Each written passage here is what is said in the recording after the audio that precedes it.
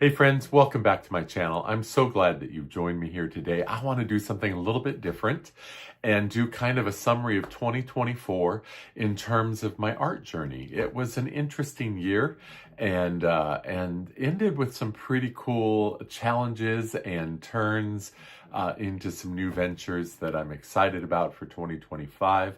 And so I'd like to take some time and just sort of share some of the art that I completed during the year and where I'm headed and some of the challenges that I had. So doing art is kind of an interesting thing. For those of you that are creatives, you know that we can kind of get inside of our head and well, let's be honest, we get a little insecure sometimes about what people think about our work because art is so subjective.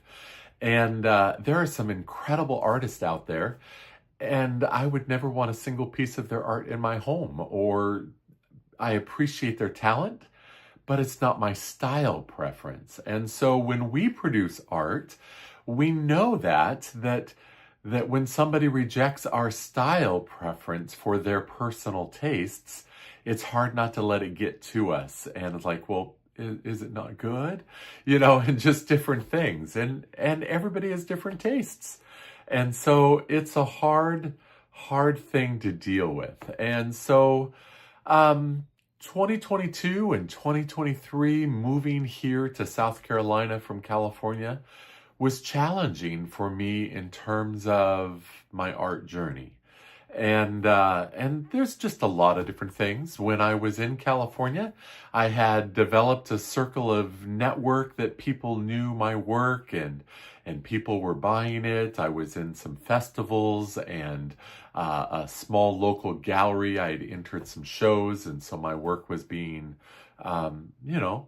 accepted, and it was pretty cool. And then I moved here to South Carolina, and all the challenges of moving in general, the excitement, but also the change and the letting go of things and the effort it takes to find new jobs and get settled in a new rhythm and fix up your house and learn the neighborhoods. There's just a lot of mental things that kept me, maybe not everybody, but it kept me from doing art as much. And thankfully 2024 has ended with kind of an uptick in a focus of getting back to some art. And then I want to just be honest, I hit some challenges early on trying to find some festivals to sell at that didn't go well. They weren't the right venues. And then also finding a job and getting involved in the work-life rhythm that I do. Weekends are virtually impossible to then go and search out venues where I can sell. I'm a minister at a church. I work Sundays. And so most festivals are 2-day events. And so, I can't and don't want to take weekends off because I love what I do. That said, it makes it challenging to start from scratch in a new area to figure out where to get your work shown. And with all the other challenges, I'm making excuses, no doubt. Some will interpret it that way, but it just was the process I went through, excuses or not. And so I look forward to finding venues in time here where I can show my work and sell it. I've shared this on a previous video, I think, as well. There was one gallery owner that I went and saw.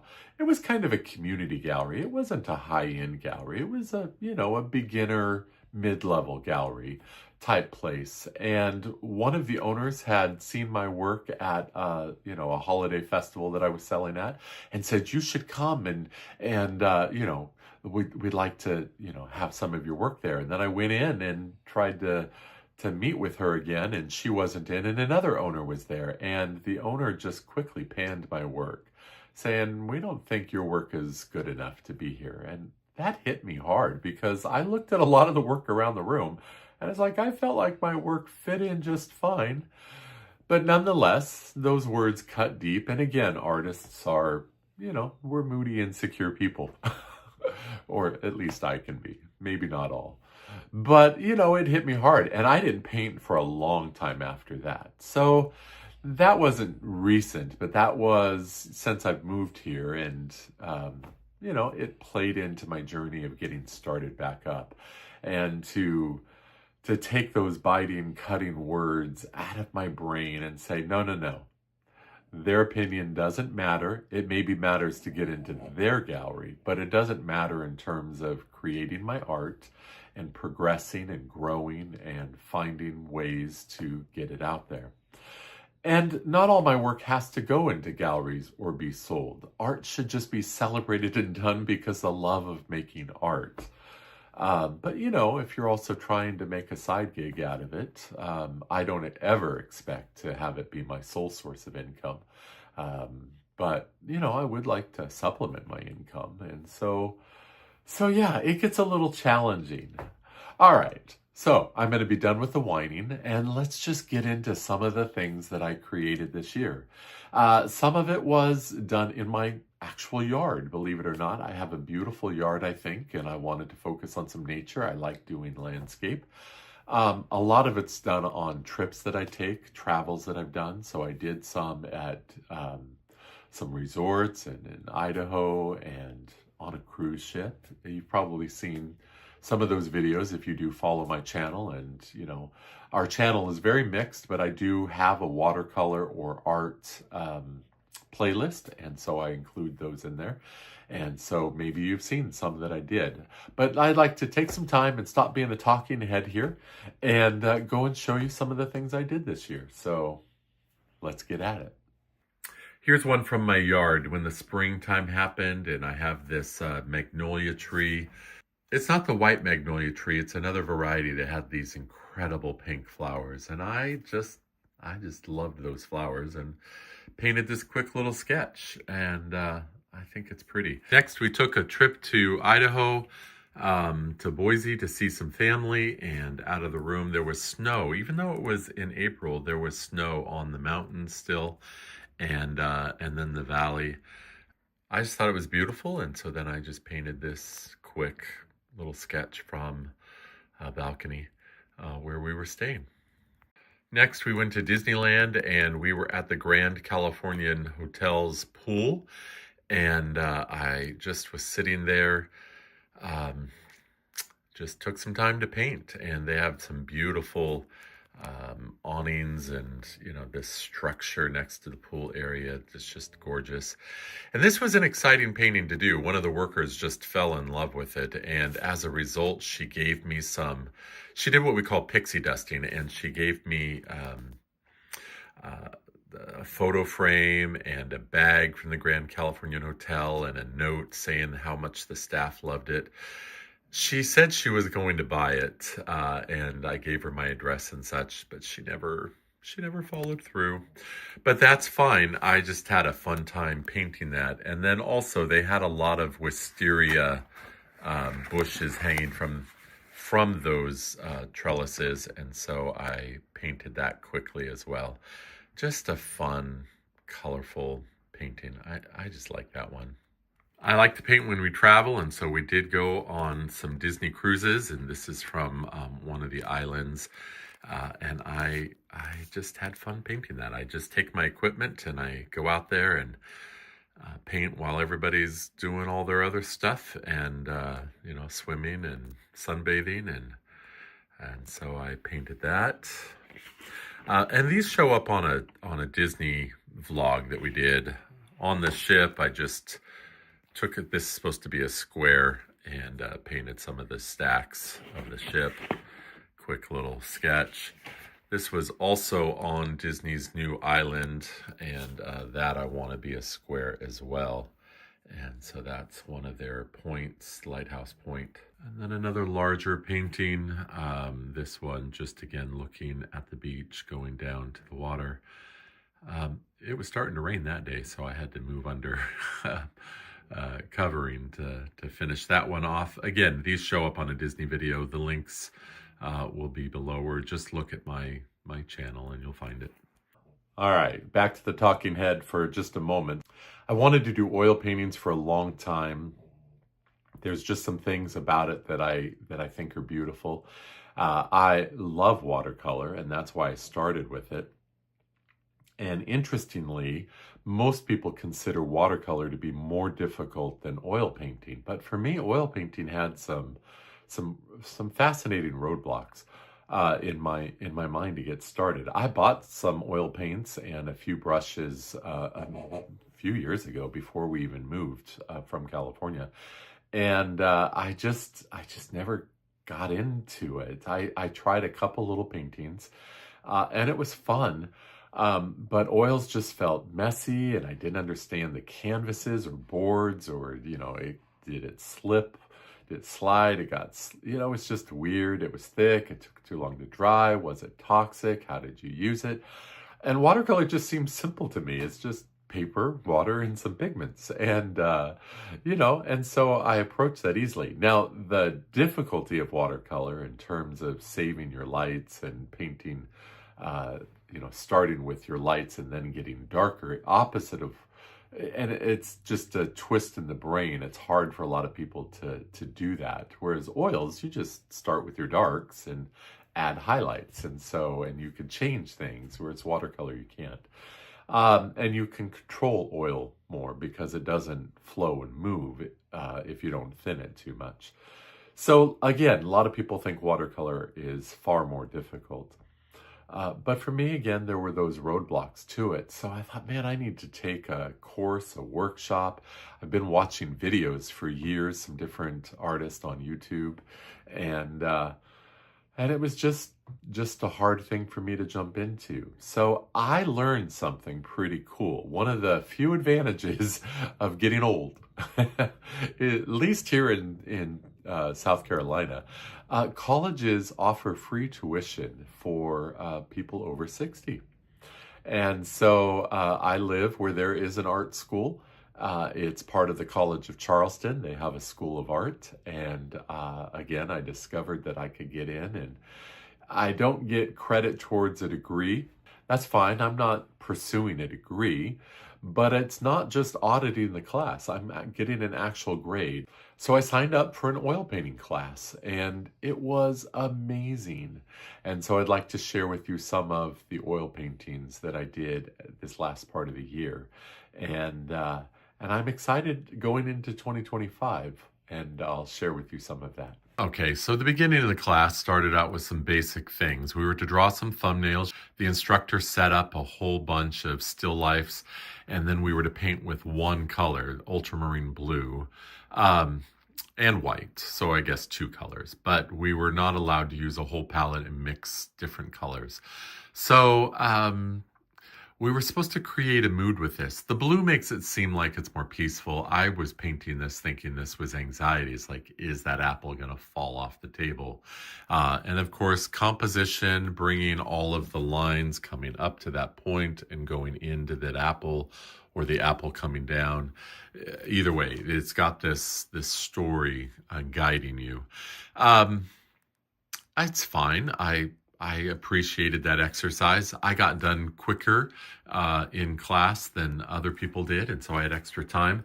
For me, one of the reasons why I wanted to oil paint was because I like the texture of impasto, which is heavy, thick layers of paint with brush or palette or scraping. And so again, I had this extra time, and she let me just go for it, even though it wasn't part of the assignment. But I don't know if you can see the lifting of the layers. I just scraped it on quickly with the palette. Lots of energy here, and she loved it. I loved it. I thought it was fun. And that's one thing you can't do with watercolor, obviously, is you can't create depth and texture. All right. Well, as you know, if you followed me, I am not a still life person. I am a landscape person. I love doing plein air. So this class was challenging in that there was so much still life.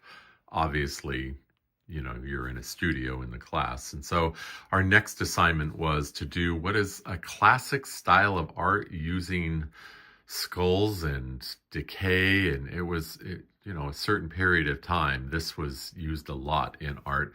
And we were told to use a cool palette, so we still had just a limited number of colors we could use, 3 colors, and so she set up this still life, and I cropped in on it. And I used actually a lot of watercolor sort of technique as I thinned down the paint, created lots of drips under it before I added layers on there. And this was a fun exercise, and creating the folds in the fabric, it was good. We had feedback time with fellow students, and they all really liked some of this watercolor type effect, as they were thinking it was, and encouraged me to pursue that in further work, which is funny because I'm getting into oils, wanting to do, thicker layers of scraping and palette knife. So there you go. Just lean in with your experience.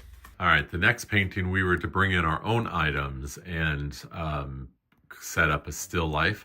And with this one, learn using a warm palette. So we used 3 colors again, but on the warm side of the color wheel, and to use brush strokes and textures, really lean into that. So I had a basket with a wood twig handle, a feather duster that was like is lamb's wool, and then that blue is a knit cap I've got. And I just set them up there with the color contrasts and did that.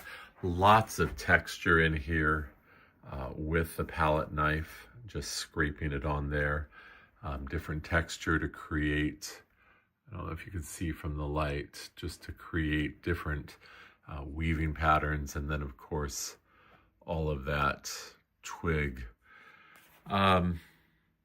It was fun. I used brushes and palettes and scrapers and different things to create that. And I think it was successful. All of my paintings during the class got A's and A pluses, so that was nice. The instructors seemed to like them as well. I was certainly feeling successful in what I was doing. All right, next I went out. This actually wasn't a class assignment, but I did a meetup group with some plein air painters here in Charleston, and we went to a plantation, and I painted this set of oak trees with the Spanish moss. I love the Spanish moss. This was supposed to be a creek. I have to work on that to try to make it look like water as opposed to a path. I did add some blue in there just so you would think that, but I don't know. Not entirely successful, but trying to do plein air oil painting, that's one of my challenges. Getting a wet canvas home. I know that there are wet canvas boxes, but that was challenging. But I still had fun. This paint here is applied very thick, and I just scraped on the moss, and I had fun doing that. That's not a very good painting, is it? It's not a painting at all, obviously. Well, on the other side it is. But part of the class, we learned to build our own canvas frames and stretch our own canvas. And so that was pretty cool as well. And so then this assignment really excited me.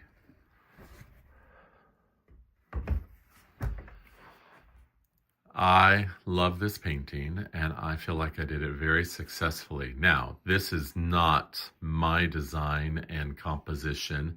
The assignment was to do a master copy of an artist that we really love and would challenge us. And as this was done plein air landscape by John Singer Sargent, I wanted to do it. I love Sargent. He's one of my favorite painters.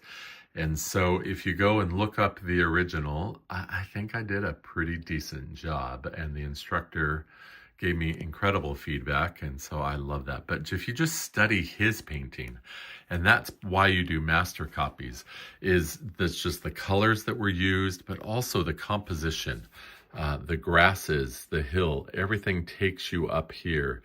The wind, clearly windswept grasses that are just laying down in some sections and lifting straight up in others, and just the color in here.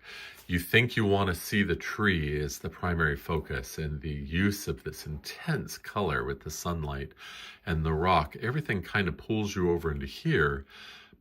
But that pulls you over there, and then you realize, oh no, this is sweeping. Everything is up sweeping. Everything is taking us to this cloud. Even these other clouds are drawing us down to here. And his brushwork, even in this cloud, is swirling within itself. I don't know why he wanted to draw us to that cloud. I mean, we're not in his mind, but clearly he did. And just observing that painting and learning from it, the use of bold color and incredible marks, I had fun. And I'm already beginning to dream of how I can use what I learned in this painting. Back to another still life, but this one we could use any a full expanded palette.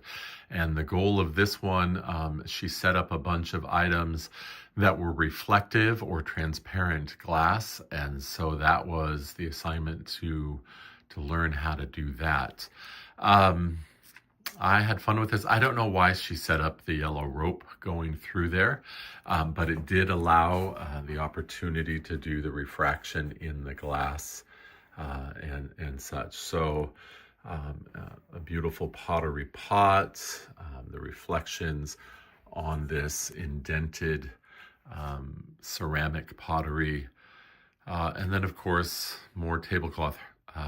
You know, she loved fabric, swooping the fabric all over the place. But I leaned into, again, the drips, the class offering me feedback that they love that and should try that more. And I've seen artists do stuff similar to that. So I thought, well, why not?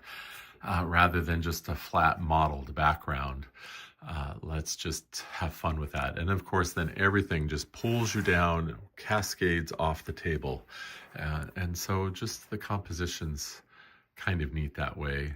Bookending it with a lot of the bright magentas and just the flow of the color coming in here, the pink into here, and the magenta over there again.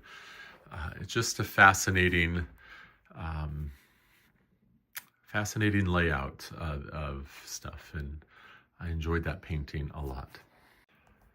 All right, in the midst of the class, I also chose to do a lino cut. I love lino cut.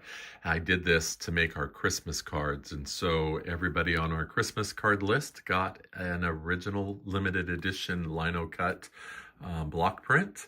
And so that was a fun thing as well. And so doing that carving, I made a full video of that process, so go ahead and check that out if you're interested as well. But that was a fun way to be creative in the midst of everything going on.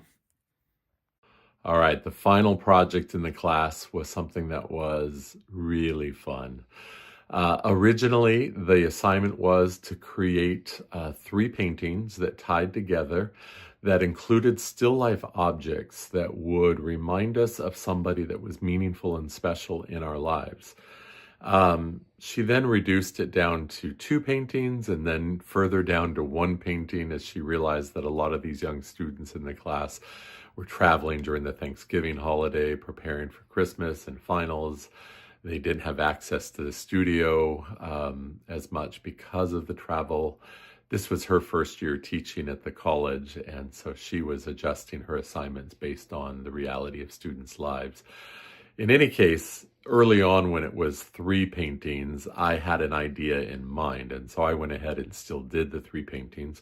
Obviously, living at home and not in the dorm, I had a better access to accomplish that. But because I am a landscape painter by preference, I asked her if there was a way that I could do landscape more than still life. And she agreed, but she still didn't want me to do it from photos. So my initial thought was a beautiful beach in California that was the favorite location of my mom's. Obviously, I wasn't going to be going back to California to do any painting there, so I had to come up with another option. As we have moved here into South Carolina, one of the favorite locations for my wife is our screen porch. And so I did my backyard. And then in our backyard on the screen porch, I have some decoration, some tchotchkes sitting on tables that just remind me of my mom and my grandfather and our previous life in California. And so I'm excited to show you these paintings. There they are, 3 paintings. Let's zoom in on the first one, the main one. This is the screen porch with our chair. Down here is an item on a coffee table that I zoomed in on another painting. And then over here, I zoomed in on yet another. But I started with this landscape idea. The light is reflecting on the screen, so it's not obvious. I mean, you've got the verticals that show that there's a boundary there, indoor, outdoor sort of feel. Lots of shadow work on the pillows of the couch and such.